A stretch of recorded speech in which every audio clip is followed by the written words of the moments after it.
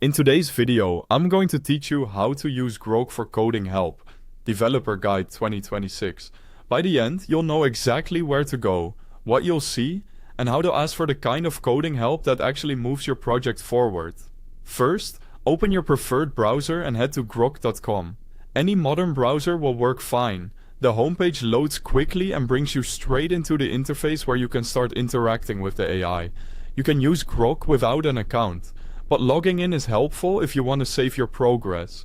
Signing in keeps your conversations accessible across devices and makes it easier to pick up where you left off later.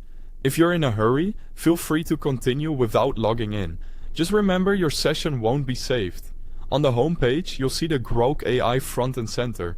Think of this as your coding partner. It can explain concepts, suggest fixes, and generate examples. The layout is clean and focused, so you can concentrate on the problem you're solving. Look toward the bottom of the main screen and you'll find the chat bar.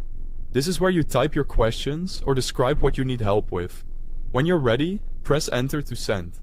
If you make a typo, don't worry, just correct yourself in a follow-up message. The conversation is designed to be back and forth and forgiving.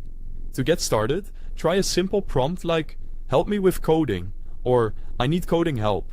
Grok will respond with general guidance and options. From there, make it more specific.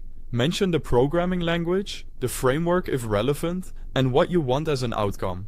For example, you might say, "I'm working in Python and getting a type error when parsing JSON.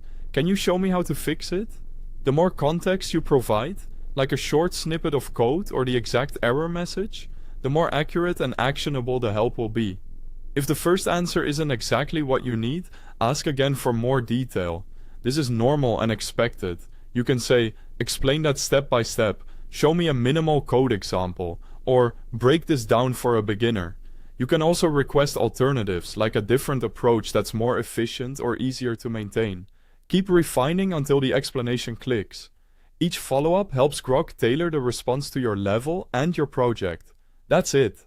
Visit grok.com, optionally log in to save your work, use the chat bar to start the conversation, ask for coding help, and refine with follow-up questions until the solution fits.